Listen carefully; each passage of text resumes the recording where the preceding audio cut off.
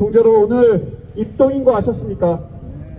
예, 저희가 1월 1일 날 이 자리에서 우리 동지 여러분들하고 투쟁했던 게 엊그제 같은데 벌써 입동이 왔습니다. 또다시 겨울이 우리 앞에 다가왔습니다. 손이 조금씩 추워지고 있습니다. 다음 주면 더 추워질 거고, 다다음 주면 또 추워질 거고, 눈이 내리고 또다시 폭설이 오고, 그래도 우리는 이 자리에 있는 거 맞습니까? 네. 그 약속에는 여러 가지가 있죠. 개개인이 하는 약속이 있고, 개인과 조직이 하는 약속이 있고, 조직과 조직이 하는 약속이 있습니다. 대통령이 국민하고 하는 약속을 뭐라고 하는지 아십니까? 공약입니다.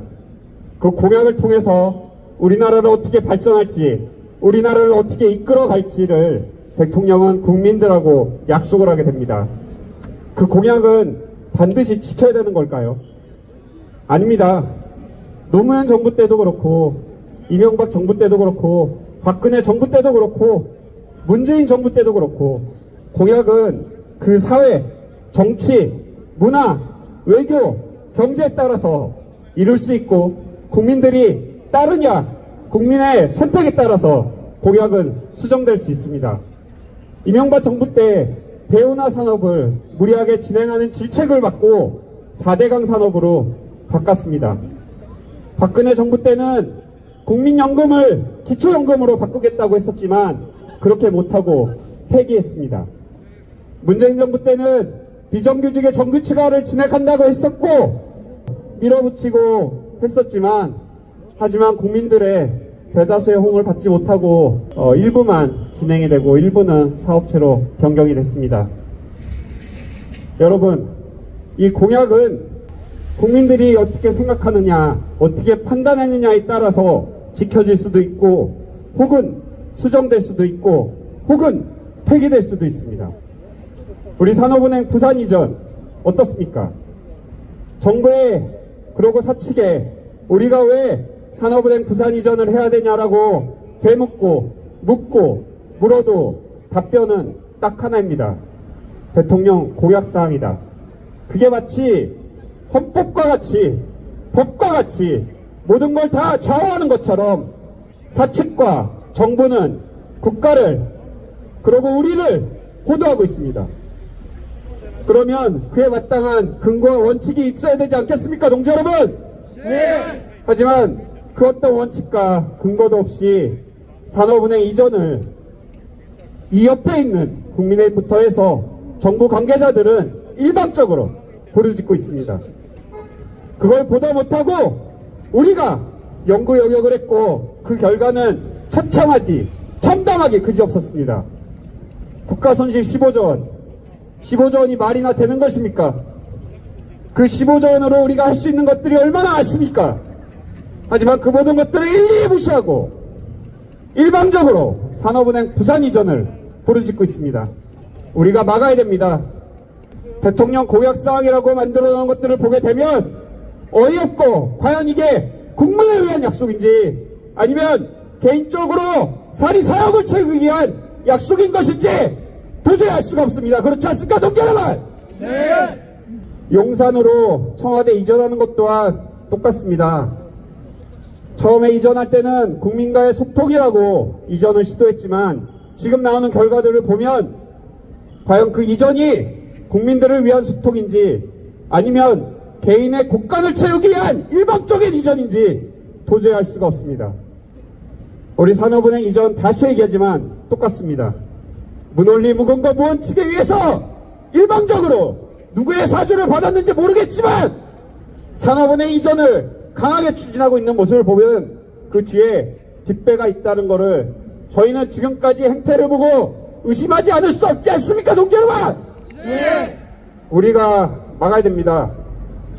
지금 잘 막고 있고, 우리가 늘 이 자리에 있어서 우리 목소리를 대외적으로 알리고 있으며, 그걸 바탕으로 국회에서도 산업은행 이전에 대한 부당함을 얘기하고 있습니다. 우리 끝까지 투쟁합시다. 물러서지 맙시다. 당당히 맞섭시다. 그리고 단단해집시다. 옆에 있는 국민의힘이 지역 정당, 부산의 정당으로 전락하고 있는 거 잊지 마시고 저들이 흔들어대는 거에 굴하지 마시고 노동자 중심으로 끝까지 투쟁합시다. 투쟁! 투쟁! 감사합니다. 예, 국회의원 서영교입니다. 더불어민주당 최고위원이기도 했습니다. 산업은행 이전을 반대합니다. 산업은행은 대한민국 법으로 그 본사를 어디에 두기로 되어 있습니까? 법으로 산업은행 본사는 서울에 둔다 이렇게 되어 있습니다. 그런데 자기 마음대로 이 대한민국을 세계 금융의 중심지로 만들기 위해 산업은행이 서울에 있어야 대한민국 경제가 사는데 자기 마음대로 지방으로 보내겠다고 하면 대통령 자격 없습니다. 저는 부산은행, 경남은행, 대구은행 그리고 광주은행 등 지방은행 노조위원장님들과 면담을 했습니다. 의원님, 지방경제가 살아나려면 지방은행이 살아야 합니다.